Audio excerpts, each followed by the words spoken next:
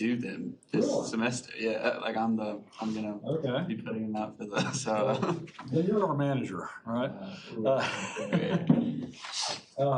What I'd like to do is produce a story map of the autobiography of Davy Crockett, with each one of you taking a chapter and basically following where he is throughout that time series of that one chapter.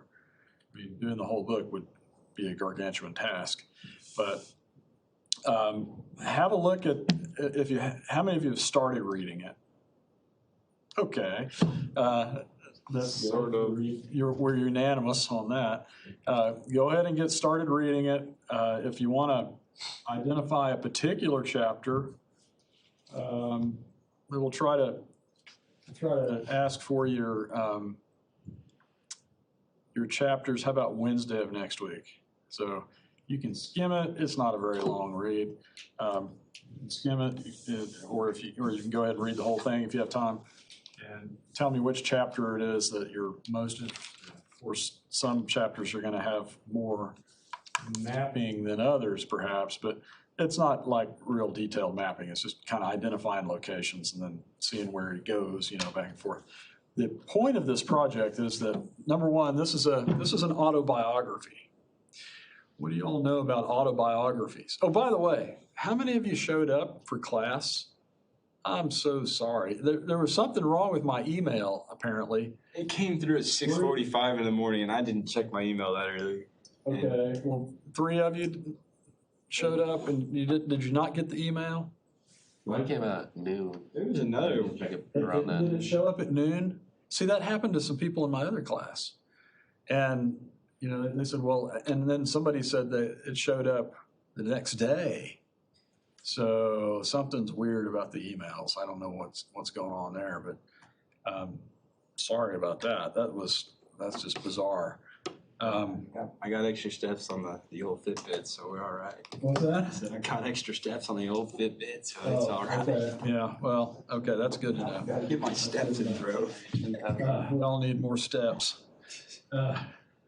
Anyway, so I'm sorry about that, and well, if you would, like next Wednesday, try to have an idea of a few of the, which chapters you would prefer, and we'll let you pick in class. How about that? So, if it's chapter 7's the best chapter, or maybe it's the shortest chapter or something, I don't know, then, you might want to pick that one. All right. Well, anyway, what's the point of this exercise? A couple of things. Number one, you're reading the autobiography of a very famous person. He was even famous during his lifetime. He was kind of a celebrity, in fact. What do you know about autobiographies? What have you been told? Those of you who are history majors or minors and you've had a little bit of history, what do you think? They're written by the person themselves. Yeah, yeah. An autobiography is a biography written by the person. So, can you imagine Trump's autobiography? What are some problems with autobiographies? They're biased. A little bit biased, yeah. So, and do people lie about their past? Yeah, all the time. Now, of course, Davy Crockett was known for his exaggerations, known for his folksiness. He became a pretty popular politician, largely due to his ability to work a crowd. Sounds familiar, doesn't it? And so he was not educated much at all, as you'll find out in this autobiography. He doesn't lie about that. But he does become a fairly successful politician because he tunes in, he's attuned to what people want to hear.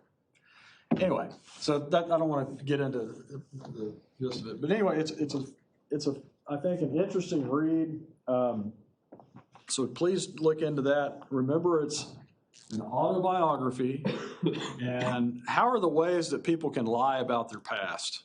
What are the different ways in which people can lie about their past? You know, you ever had, you know, Boost yourself, like, you make yourself the hero. yeah. Okay, all right. Or you just You don't necessarily elaborate on your big mistakes. You don't acknowledge We when you don't. figure them out. So sometimes you might even just completely forget entire years that were, you know, maybe y'all have, didn't matter. surely you're not old enough like I am to have entire years that you'd really like to forget, that you wish never happened. All right? Yeah, okay, all right. Well, you'll have more of them, unfortunately, you know, if you live very long. So anyway, remember, autobiographies can, you know, they can be exaggerations or they can be lies of omission. Okay? And we're going to do, if we do a story map, how might that shed a little light on things like lies of omission? It'll just be times when he's nowhere, right? Yeah, where the heck were you between 1832 and 1833? Huh? Well, anyway, we'll see how it goes. I have no idea, and this has never been done before, so you're doing something completely novel, only at OSU. All right? So anyway, we'll check it out. You got to read it first. Remember, this is written in 1834. So, number one, it's 1834. Okay, keep that in context. It'll shock you in some ways. You will have, you know, a blood pressure spike now and then reading it. But that's part of the learning experience. There are a lot of words and phrases that you will not understand immediately unless you're just like a, you know, historical linguist or something in the English language. So what I'd like for you to do as you're reading it, and since nobody's begun yet, when you get started reading this thing, have a notebook out, okay, and write down those phrases and words that you don't recognize. And I'll give you one just as an example. Okay. Well, I can't write it on the board, but it's anyway. And you might even want to read a little bit about Davy Crockett before you read this. Get a little bit of context on what you're reading. Okay. I would actually recommend that. One of the terms that he uses a lot in this autobiography, a narrative is what he calls it, is, I'll just spell it because I'm not exactly sure how you pronounce it. It's D-E-P. You're writing this down? You got a phone, you can do it on your phone. Okay. D-E-P-O-S-I-T-E.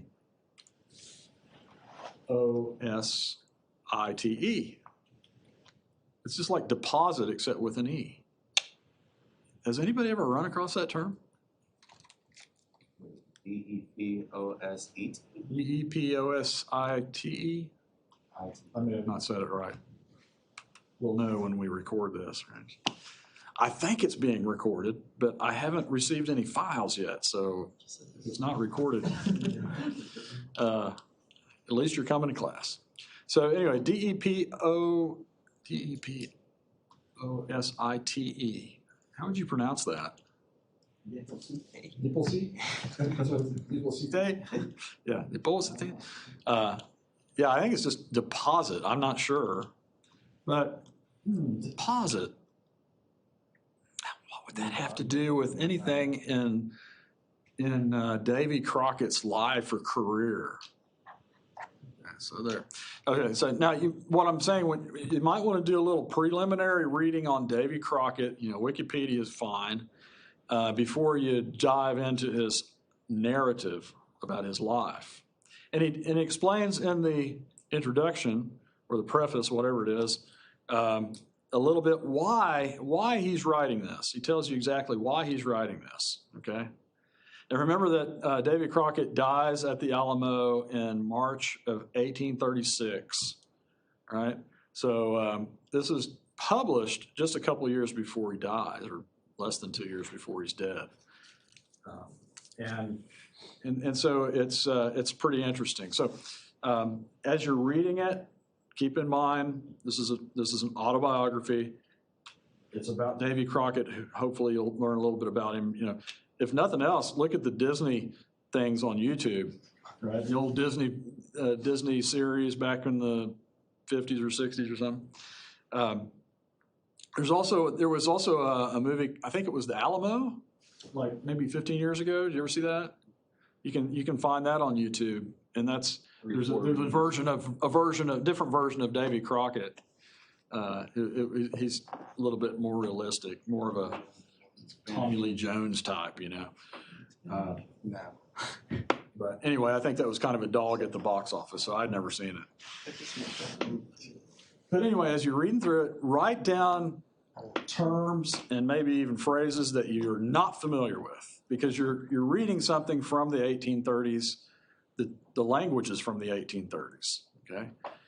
Identify those. You might also identify those things that you do recognize that sound like, you know, something maybe your Uncle Bud would say to you, right? And, you know, maybe that's a little more familiar. And then as you're reading through it, you might just make a few sketches about locations. So, you know, for like chapter 4, you might write down those locations that he mentioned. So whenever there's any places identified, like Jonesboro or the state of Franklin or someplace like that, you might want to make a little note on your notepad, and because you'll want to come back later and for one of those particular chapters. You know, anyway, for the story maps. So that's sort of an intro to the reading, and this is an open access publication, so it's no big deal. Look at it on a PDF. All right, let's go back to our physical map, and I want to talk a little bit about some culture, what we call culture hearths, and some regions, and some physiography. We've talked a little bit about physical geography. You know, there's not really a lot to talk about with the Canadian Shield necessarily. One thing that glaciation is important. One reason we need to discuss glaciation is, well, there are a couple of types of glaciers, as the Brits say. What type of glaciers do we have? When we go to like the first glacier I ever saw was in Washington State, the real big volcano. What's it called? Mount St. Helens. Yeah, it could be Mount St. Helens. Well, I did go to Mount St. Helens, but there's not much of it left anymore. Mount Hood in Washington? Mount Hood's in Oregon. There's Mount Rainier. Mount Rainier, thanks. So Mount Rainier, okay, my uncle lives right near Mount Rainier, and someday he'll be vaporized. So, you know, because the thing's going to explode supposedly. But first glacier I ever saw, I was driving up Mount Rainier in August. Okay, in August of all times, and I remember running through a snowfield like up to my knees in August in Washington State at Mount Rainier. But you know, the first time you see a glacier like in real life, it's beautiful. It's unbelievable because it's so big and blue and beautiful. And anyway, so those are mountain glaciers. So the first one I ever saw was a mountain glacier. Right? And most, I don't know exactly what the term would be, a mountain glacier or highland glacier. But then the other types of glaciers are those that are associated not with highlands, but with ice ages, right? And with ice ages, you have continental glaciation. And so that the continental glaciers are these huge ice sheets. Sometimes, you know, they were a mile or two thick, and they basically crushed the entire terrain. They did move slowly outward, and in the process, ground most of the soil toward the periphery or the outside of the continental glacier. So these are huge continental scale ice sheets. And in North America, the last glaciation that we had created some natural boundaries. We talked about some natural boundaries already. We've talked about the fall line. You're familiar with that? Fall line was that escarpment between the Piedmont and the coastal plain. Remember that? And that creates nick points in rivers, therefore it creates portages. So towns develop along the fall line. Another natural boundary created by glaciation is basically the extent of glaciation. And at the farthest extent of glaciation is typically where you have a deposition of what's called a terminal moraine, basically where all the stuff gets deposited. And then over time, the glacier melts back so that there's a boundary zone between everything that's crushed and flattened and everything that was not crushed and flattened by the glacier. Okay, so we have some large continental scale physiographic boundaries for the last continental glaciation in North America, and it extends from essentially eastern Long Island. Long Island is actually a terminal moraine. And it was dropped, it was the material that was dropped from the interior of the continent to create this big, long island off the coast of New York and Connecticut. So eastern Long Island, and then along the Ohio River is the boundary. The Ohio and the Missouri River are considered the boundaries, the southern extent of the last continental glaciation. So you cross the Ohio River, you cross the Missouri River farther west in the Midwest, and you're into the really, really flat areas that have been crushed and flattened by the continental ice sheet. And just to the south of that boundary zone, you have more rolling terrain, and you have types of terrain that were deposited by the glaciers as they were sublimating, as they were drying out. And that includes things like loess, windblown and deposited debris. So it makes for a different type of landscape, different type of terrain. Just to give you an example here, here's the Ohio River, if you're not familiar with it. So the Ohio River separates these Midwestern states from these, what we would call upland southern states. So the Ohio River is a general boundary between areas that were not glaciated and are fairly rugged terrain, and areas that were flattened very significantly by continental glaciers. Of course, the flattest areas around the Great Lakes, and just not much terrain at all except for those small deposits that were dropped by the receding glaciers. So this is one really important physiographic division or physiographic boundary, that Ohio River extent of glaciation.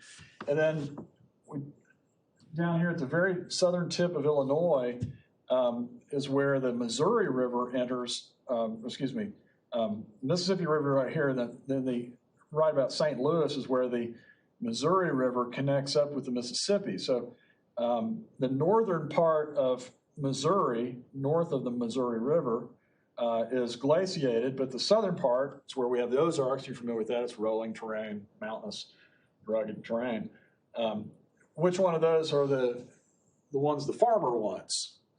Well, the farmers are interested in that flat, level terrain rather than the rocky stuff. So the Missouri River actually extends way on up here into Montana. So this is another boundary up through here and then down around. The Missouri River is the western extent of continental glaciation. So you have flatter ground in places like Minnesota and more rolling terrain on the other side of the Missouri River in Nebraska and Kansas. So this is a little bit different, but so you have basically a north-south division, glaciated and non-glaciated. And these are important because they will shape the natural layout of agricultural resources. What types of land are available? Well, without moving beyond this map, this is a map of origins, or what we call in human geography, cultural hearth areas. You can see hearths and diffusions. And this blue zone supposedly denotes major folk cultural source areas. Well, you can probably name some of these. What major culture group, or what are some characteristics of this area of the lower St. Lawrence River Valley? What sorts of cultural items do you associate with that area? French language. Okay. And those people were colonized way back in the early 1600s, mid 1600s, and that became New France before the British took over.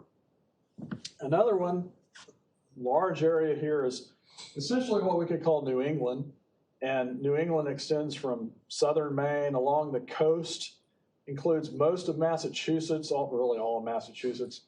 And then it kind of levels out. It kind of fades away at the Hudson River Valley. Okay, and it's not because the Hudson River Valley is, necessarily the boundary, but it has to do with the original colonists who came into New England. Now, these are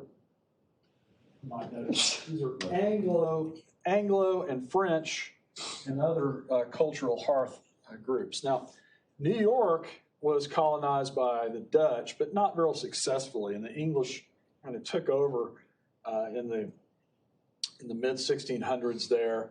And most of New York then was colonized eventually by people from New England, who we call Yankees. Okay, so New York Yankees are the people who colonized, basically going east to west into central New York. So the New Englanders wound up colonizing much of this central part of New York. But there are other groups like the Germans and others. So going down the coast a little bit, so we've got New England here, we've got French Canada here, or Quebec, the Quebec area, New England, and we've got this area in southeastern Pennsylvania, and that's usually what it's referred to as southeast Pennsylvania, or the Midland culture hearth, Midland, Midland. Southeast Pennsylvania Midland culture hearth is one of the most significant cultural hearths for, believe it or not, our part of the world here in Oklahoma. Okay? And it's significant because this was a blending ground for several different groups, not just the Anglo, a lot of Quakers and groups like that, but not just the Anglos, but also lots of Scotch-Irish and Germans. And this is where a lot of blending took place. In cultural geography, they refer to as sort of a syncretism taking place, a blending of different cultural traits so that there's experimentation, and things that worked tend to stick, and things that didn't really work so well tend to be forgotten. So this cultural hearth zone is sort of a proving ground. It's a meeting place for a lot of different cultural traits. It's a proving ground for those that survive, and a lot of things are thrown out. A lot of cultural traits are basically lost. But the new culture group, or the new product, is a blend of those things that are successful. And if you've had my other class, you know that this is the area, particularly around the Delaware Valley, this is the area where the backwoods culture of the United States was really developed. And it was a blend of Scandinavian construction techniques out of logs, okay? It was a blend of Native American and primarily Delaware, Lenape culture who, that understood the land and understood how to hunt and to a degree farm.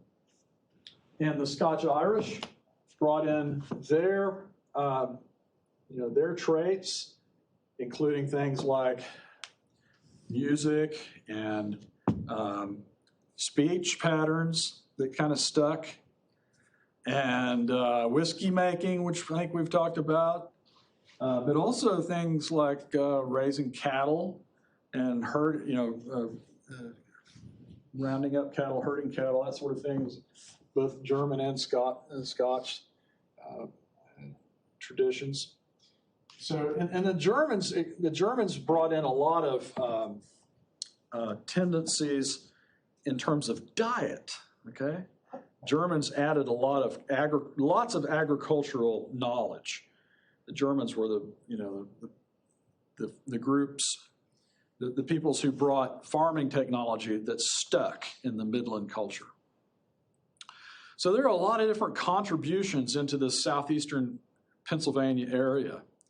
Now, it was not a slaveholding area. So this was a free soil area. So there's not a lot of African contributions to this. It's almost entirely European. But if you go down here to the coast, the South Atlantic coast of Carolina and Georgia, as well as the Tidewater areas, Virginia, you get a contribution of African traits plus Anglo traits. So English and African blends. In some cases, Irish and French Huguenot. Okay, so the cultural hearths of these different parts of the coast are all unique from the very beginning. They're unique in terms of their initial ingredients. Where are the people coming from? I say African, but Africa is a huge continent. Where exactly in Africa? Well, can you even narrow it down? Well, it's not North Africa. It's not the Sahara. It's Sub-Saharan Africa. Where in Sub-Saharan Africa did many of the African-derived peoples originate? Anybody know? Yeah. Like West Africa and Angola. West Africa. Northwest Africa and Southwest Africa. So the Gambia Gambia. But not South Africa. And then on the other side of the tropical part of Africa, the south of the tropics in Angola. Okay, so there's kind of a blend there. Good. Now, that's pretty specific, all right? Pretty specific stuff. And so in other words, it's not a random sample of Africa. It's a specific sample. But how can we even be more specific on where African peoples may be derived in this area and in the Tidewater?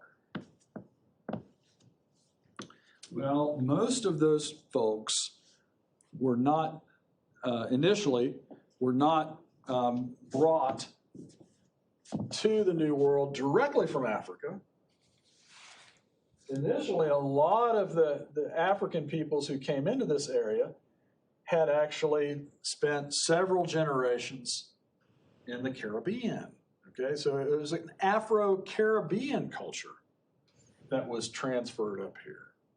And that goes for the Anglo, the whites into this area as well. Most of them were of English or Irish backgrounds, many, perhaps some of them Huguenot, in the Caribbean, and they moved into this area, and to a lesser degree in the Tidewater area, with a background of plantation agriculture from the Caribbean,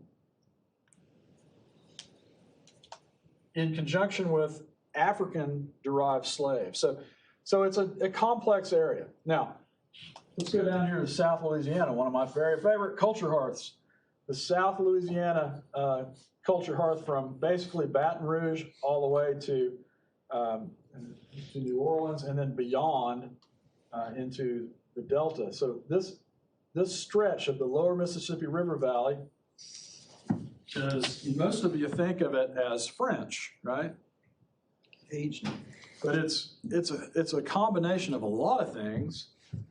The original French Creoles who came in here, okay, were directly from, some were directly from France, some were directly from the Caribbean islands, along Saint Domingue, what is today the Dominican Republic, as well as Haiti, and other French Caribbean islands. But there were also a large number of Spaniards who colonized this area. So this is both a Spanish and French area, and it was, South Louisiana received an infusion of people from all over the world.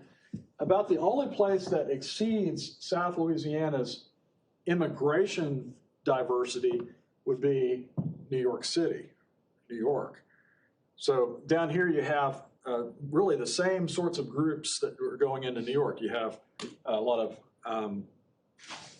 later on you have a lot of Irish, a lot of some Portuguese, Germans, good number of Germans, some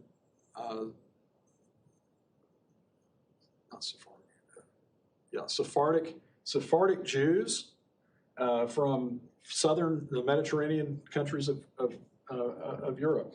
So lots and lots of interesting blending going on here. So anyway, this is another one, another culture hearth. So now the arrows here are very, very, very, what would we say, just sort of hypothetical. Not exactly hypothetical, but these are the trends, the migration trends that basically where you see an arrow is what geographers, and many geographers and others have identified as sort of the place where these people wound up influencing, if not directly by migration, then through other means. So these, you might notice it's not a east to west movement necessarily. One of the very first ones, one of the very first examples of a westward movement you're going to read about with Davy Crockett is a migration from Pennsylvania, southeast Pennsylvania culture hearth, this way, southwestward. And as I mentioned before, that southwestward migration is sort of the path of least resistance. It's following the Great Valley and the Ridge and Valley province of the Appalachians. You can look at other examples, but this is another person's sense of culture areas. And you can see those culture areas are on this map, but we have influence into other areas. So let's look at this one for an example. What culture area is this? Or this is we're even calling it a folk culture source area. Folk culture. What group is it? Yeah, it's the Latter-day Saints, the Mormons. And how did they wind up in the middle of Utah? Didn't they come from Pennsylvania? Well, they originated in western New York. That's where the prophet Joseph Smith had his experience, his prophecy, and he developed this movement, or this movement developed around him, and wherever they settled, they tended to unsettle the local populations, and who typically would run them off. So then they would migrate. So they migrated, let's see, I can't remember, New York into Ohio, and then skipping states into Illinois, up here in Illinois, and then eventually Council Bluffs, Iowa, and then the Mormon Trek. The Mormon Trek was a migration that went from basically Council Bluffs, Iowa, Omaha, Nebraska area, following the Platte River and crossing through South Pass down into the Wasatch Range and to the valley of the Great Salt Lake, Great Salt Lake Basin. Now this area, of course, is an inland drainage area. And the Mormons, anybody know anything? Help me with dates.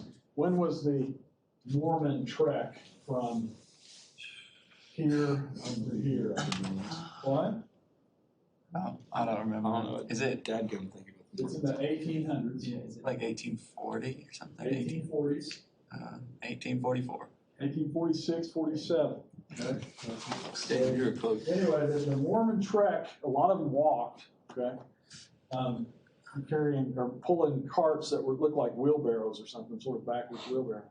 But they basically walked into this area, and Brigham Young by that time was leading the migration, and he's the one who said, looked out over the Wasatch Front and said, "This is the place," right? So the Mormons get established there in about 1847. Think about that. 1847, they leave about 1846. What's going on in United States history in 1846? Mexican Davy American Crockett. Spanish American War? You're right. Mexican American War. War, yeah. So the United States annexes Texas in 1845, right? The United States annexes Texas in 1845, which initiates the war with Mexico. So the United States then basically conquers Mexico, and decides to take about half of it. Hell yeah. So 1846 to 48 is, I believe, usually referred to as the Mexican War period. So the Mormons get started thinking they're going to Mexico. By the time they get there, it's no longer Mexico, all right? So anyway, or it wouldn't be for very long. But the Mormons were intentionally trying to get into an area where they could do their own thing, right?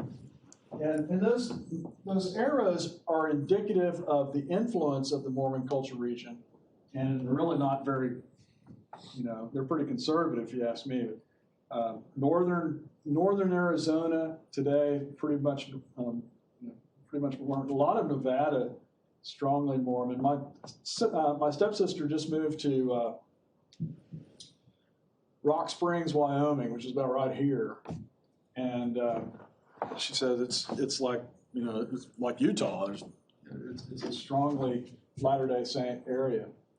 And then, of course, southern Idaho is probably the most, outside of Utah, probably the strongest Latter-day Saint population, the largest concentration of Latter-day Saints. So, of course, the Latter-day Saints are everywhere. They're a mission-oriented religion, right?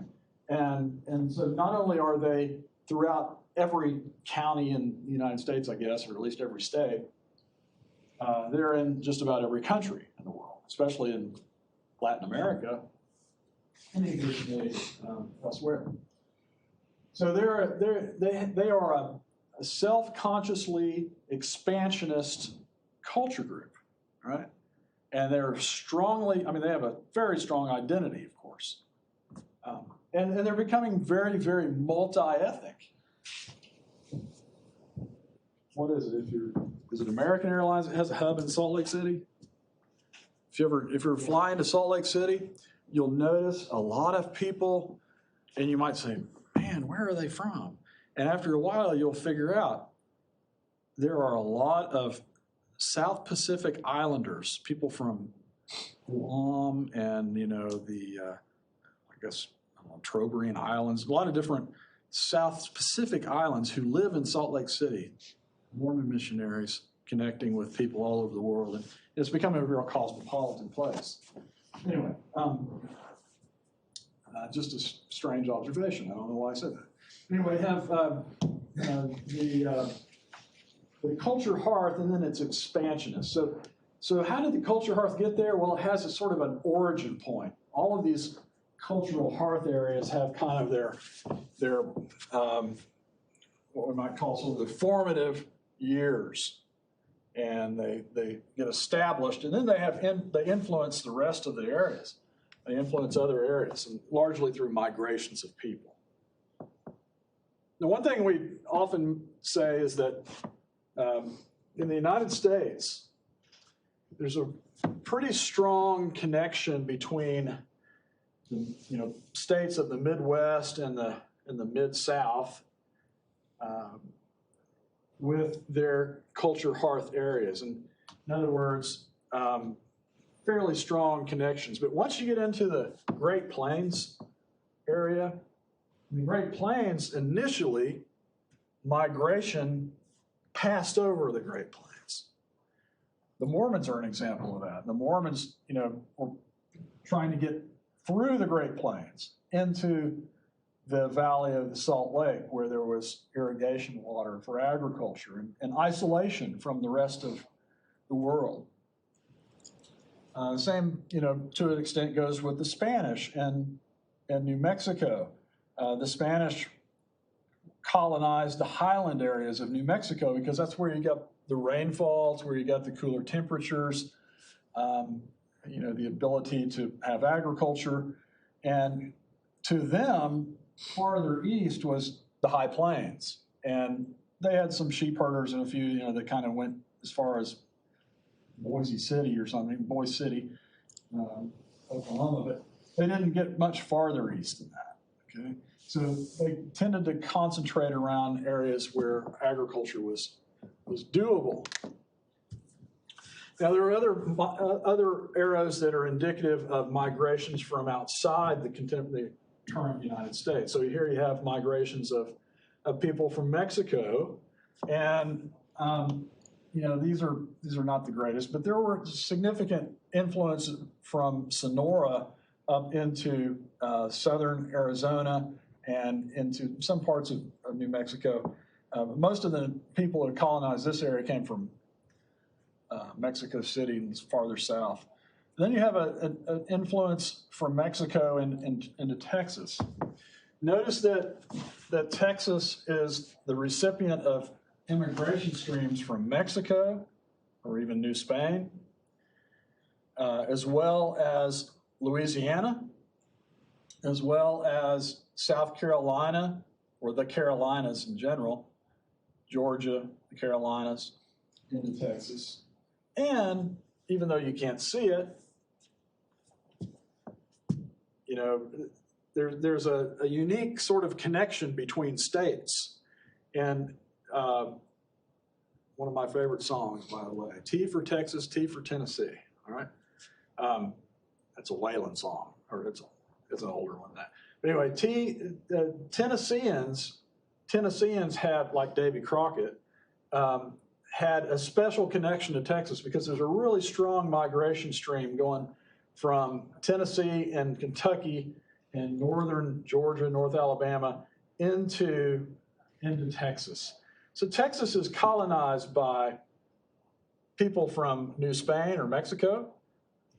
Of course, there's also indigenous people before this, but New Spain and Mexico, Louisiana, the lower South, the Cotton South, and the upland South.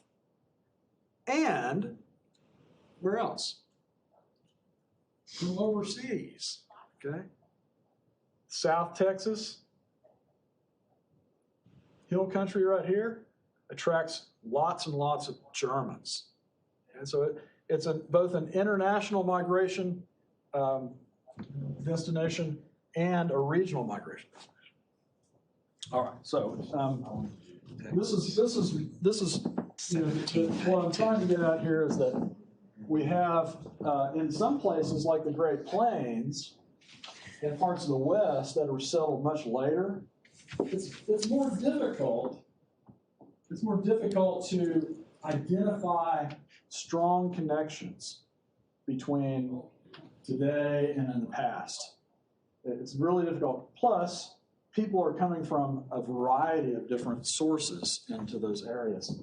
How does that reflect in culture? What ways does that reflect in culture? Well, I don't have any pictures of it, but it's reflected in things like speech, dialect. So that, of course, Texas has kind of a unique dialect all of its own. It's a blending of all these different sources. If you've ever had the opportunity to travel around like Charleston or Savannah, there's a really unique, very strong, identifiable dialect right along the coast. And that was influential over other parts of the South, but it's still very unique. Same thing goes for the people who came into Southeast Pennsylvania. There's an infusion of Scotch-Irish vernacular speech, of English speech, but also of German words. So the upland Southern dialects, upland Southern culture is this blend mostly from Southeast Pennsylvania. And it differs dramatically from the lower Southern cultures in that there's not much of an African input for the upland Southerners. The lower Southerners have a lot of different African cultural traits that have been, regardless of race, part of that lower Southern tradition. And when I say the lower Southern states, I'm meaning mostly the parts of the Southern states that are south of Piedmont, which is about right here. So lower South right through here. All right. Well, about out of time. So I'm gonna post this stuff on the different regions, and I'm not gonna worry about covering it, but you can look at some of the points. And again, we're gonna have some map questions on the exam that you can test yourself with. Let's talk a little bit about climate, and then we'll go. And in terms of climate, it's largely these areas are somewhat arbitrary, but and by no means is the CFA climate of coastal Georgia the same as the CFA climate of western Oklahoma. Right? That's hopefully obvious, but in general, the patterns of precipitation and the range of temperatures during the different seasons, summer and winter, have some commonalities through here. Okay? Obviously, it's going to be a lot more humid closer to the coast and hotter, warmer in the wintertime, and it's going to be a little cooler in the wintertime up here. But we have some big differences up here. So you have in the northern half of the United States, what we refer to as the D climates, or the continental type of climates. And these are where you have severe winters and not so hot summers, shorter growing seasons, etc. Now, if you look over here in the West, things get awfully different, because rather than big differences in latitude and temperature, you have differences in aridity. So the high plains and most of the West are differentiated from one another by variations in precipitation, and that can be very, very localized. So I'm out of time, and but again, I'll post this stuff so you can see these maps a little closer. There's a much easier way to look at it, but I want you to be able to have an idea.